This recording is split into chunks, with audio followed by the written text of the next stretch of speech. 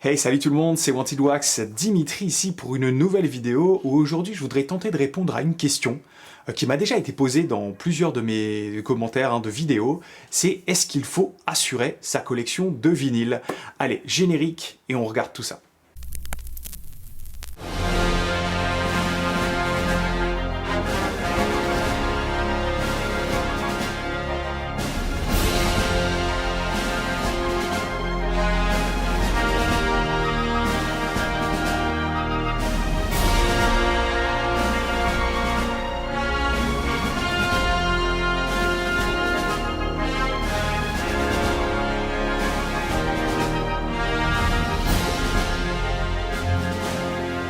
Donc oui, c'est une question intéressante qui m'a déjà été posée à plusieurs reprises dans mes vidéos, c'est est-ce qu'il faut assurer sa collection de vinyles?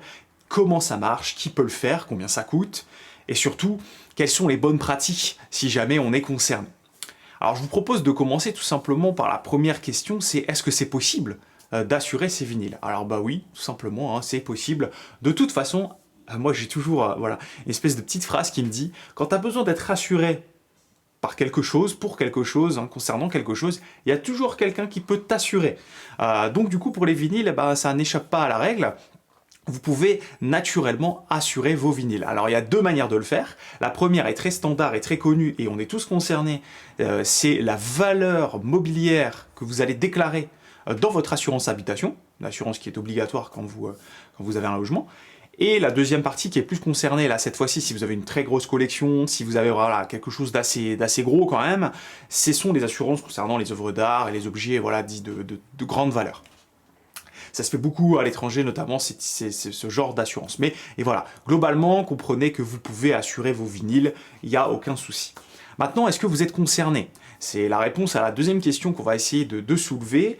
Donc du coup, je vais prendre l'exemple de mon assureur. Je ne fais absolument aucune pub pour cet assureur, il est très bien pour moi, mais vous pouvez aller faire des comparaisons. De toute façon, tous les assureurs se valent, c'est un peu comme les banques. Et donc du coup, chez mon assureur, qui est l'assureur Luco, ils ont fait un article très sympa sur finalement qu'est-ce qui doit être déclaré en tant qu'objet de valeur dans votre assurance habitation. Donc ils ont fait un petit tableau que je vais vous afficher à l'écran et que je vais lire ici. C'est un tableau avec deux colonnes. Une colonne qui concerne les valeurs unitaires minimales, on va commencer par ça, et une colonne qui concerne les biens concernés par cette valeur unitaire minimale. On va s'intéresser à la deuxième section, qui est celle de la section où il y a le mot collection. Et on va voir après la définition d'une collection pour un assureur. La valeur unitaire minimale, c'est 1800 €. C'est-à-dire que si vous avez une collection, encore une fois, dont la valeur minimale unitaire est inférieure à 1800 €, concrètement, ça ne sert à rien de déclarer votre collection auprès de votre assureur habitation. Vous gardez le truc standard, les meubles, la cuisine, tout ça. Pas besoin de faire quoi que ce soit. Par contre, si vous avez une collection qui a une valeur unitaire supérieure à 1800 €, en tout cas chez mon assureur, je ne sais pas ce que c'est chez les autres, du coup, peut-être qu'il faut regarder. Mais alors, qu'est-ce qu'une collection? Parce que c'est toujours comme ça, vous le savez, chez les assureurs, voilà, il faut regarder les petites lignes. Et là aussi, dans cet article, et du coup on va regarder en détail, l'assureur nous donne la définition, en tout cas sa définition d'une collection, et on va se lire un petit paragraphe ensemble. Donc, je mets le paragraphe juste en face des yeux, je vous l'affiche à l'écran. Comment définit-on une collection? Alors, on va lire ce paragraphe ensemble. Donc c'est la réunion de plusieurs objets de même nature, donc là, écoute, le vinyle, on se dit, c'est bon, ayant un rapport entre eux, ok, c'est tous des vinyles, mais bon, ça peut être, voilà, on peut s'intéresser au label peut-être, et dont la valeur provient de leur rareté ou de leur ancienneté. Donc la rareté, on va voir, peut-être que les éditions limitées ici entrent en jeu, et de l'ancienneté, peut-être que les OG, finalement, les premières presses, ont une valeur un petit peu plus importante. Ensuite, la perte d'un élément doit déprécier l'ensemble dans une proportion supérieure à la perte de ce seul élément. Ça veut dire, tout simplement, que si vous perdez un élément de cette collection et que ça perd l'ensemble de la valeur de la collection, alors ça entre en jeu dans un mode collection. Et c'est là où c'est très malin. C'est-à-dire que si vous avez une collection, par exemple, d'encyclopédies, comme c'est pris en exemple, et que vous enlevez une encyclopédie, c'est-à-dire que vous avez 100 numéros et puis vous enlevez un numéro, et que ça fait déprécier l'ensemble de la collection parce que vous n'avez plus le full set, alors là, ça peut rentrer en jeu. Par contre, concernant le vinyle, c'est très difficile.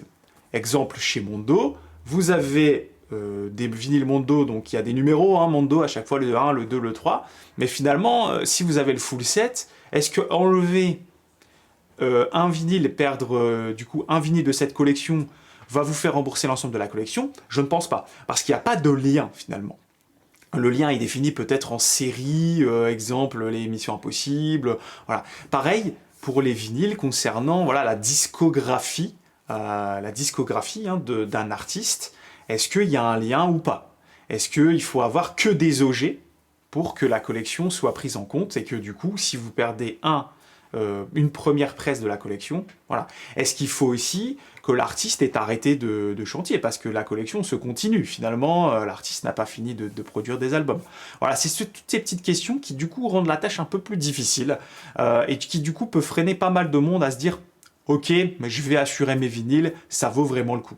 Maintenant, si vous avez vraiment des collections de grande qualité avec voilà, une classification donnée et une valeur finalement englobée qui vaut le coup, vous pouvez vous orienter vers la déclaration d'une valeur de reprise, enfin d'une valeur déclarée, je veux dire, hein, pas de reprise encore une fois, de votre collection de vinyles. Alors maintenant, répondre à la question combien ça coûte.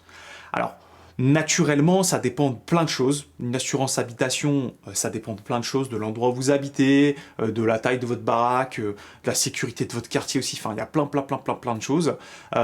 Et notamment, du coup, les risques aussi qui sont pris en compte concernant la valeur mobilière, c'est-à-dire que les inondations, les incendies, voilà, vous pouvez décocher maintenant hein, chez tous les assureurs, du coup la valeur risque de cette déclaration. Combien ça coûte? Alors moi chez mon assureur, parce que je l'ai fait, oui je l'ai fait parce que je me suis dit au pire des cas si ça marche pas c'est pas grave, ça me coûte 2 balles en plus par mois pour avoir déclaré une collection globale qui vaut selon l'Argus vinyle qui est pour le coup pour moi Discogs, alors je sais pas si ça marchera, voilà j'ai déclaré environ 15 000 balles, je me suis dit au moins si jamais j'ai un pépin, voilà. Donc voilà pour cette partie coût, qui, comment, etc. Alors c'est très simple pour souscrire, hein, vous appelez votre assureur, il va vous le faire. Hein, ça, dès qu'il faut, ils sont là. Par contre, ils vous laisseront tranquille le temps que vous décidez pas de changer d'assureur. C'est tout le temps comme ça. Hein. Le but d'un assureur, c'est de vous laisser tranquille jusqu'au jour où vous vous réveillez en disant ça coûte moins cher chez un autre, c'est bizarre. Et là, oh, bizarrement, vous existez. Vous avez peut-être tous vécu cette situation-là. Maintenant, la question, on a répondu à l'ensemble des questions, mais du coup, je vais vous donner quelques conseils, parce que moi, c'est ce que j'ai fait, pour bien vous protéger finalement. Alors, la première, c'est tout simplement l'endroit chez vous où vous allez stocker vos vinyles. Moi, c'est dans un endroit plutôt clos, fermé, sec, etc. Est-ce que, voilà, j'ai un détecteur de fumée, par exemple, j'ai tout ce qu'il faut pour protéger un peu ma collection. C'est le premier conseil que je vais vous donner. Ne mettez pas vos vinyles à côté de la piscine. Ou ne mettez pas vos vinyles, je ne sais pas, à côté de la cheminée, par exemple. C'est un peu difficile, quoi, on va dire, et puis c'est pas trop recommandé non plus. Le deuxième conseil, ça va être de classifier correctement votre collection. Donc utilisez Discogs ou une autre plateforme, classifiez, enregistrez votre collection jusqu'à même, vous savez, l'état en fait des vinyles, neufs, near mint, etc. On fera peut-être une vidéo un peu spéciale sur justement le grade en fait des vinyles, ça pourrait être intéressant. Et la troisième chose, c'est ce que je fais moi pour me couvrir, c'est que je prends en photo mes vinyles. Je prends la pochette, le disque, et je garde aussi potentiellement les tickets de caisse. Alors j'achète beaucoup en ligne, donc c'est dans mes mails. Mais bien entendu, garder les prix d'achat, c'est très important. De toute façon, l'assureur, c'est sur ça qu'il se base. Donc voilà, c'était les petits conseils. Donc oui, vous pouvez assurer vos vinyles, c'est facile. Ça coûte assez peu cher finalement parce que c'est inclus dans votre assurance habitation, à part si vous avez une collection qui a une grande valeur. Attention à bien définir ce qu'est une collection. Et enfin, prenez tout de suite des bonnes pratiques. Sécuriser tout ça, enfin voilà, écoutez un petit peu vos amis aussi s'ils ont une collection, comment ils font pour protéger les vinyles. Prenez-en soin parce que si vous déclarez un vinyle en near mint et que vous en prenez pas soin et qu'il devient good, ça sera remboursé, peut-être pas à la valeur parce qu'il s'est gradué. Après, s'il crame votre vinyle, l'assureur n'en saura rien. De toute façon, il sera cramé, donc il vous remboursera peut-être la valeur d'achat. Ça, c'est le destin, on va dire, en espérant que ça n'arrive pas, hein, bien entendu, mais si jamais un jour ça arrive, On verra ce que ça fait. Maintenant, dites-moi en commentaire, ça se trouve, ça vous est déjà arrivé d'avoir un incendie, une inondation, une perte de valeur, de collection, etc. Dites-moi en commentaire hein, ce que votre assureur vous a donné. Ça m'intéresse fortement. Voilà, donc j'espère que cette vidéo vous aura plu. Je vous donne un rendez-vous pour la prochaine vidéo qui concernera, je pense, un arrivage vinyle. Allez, salut tout le monde, ciao!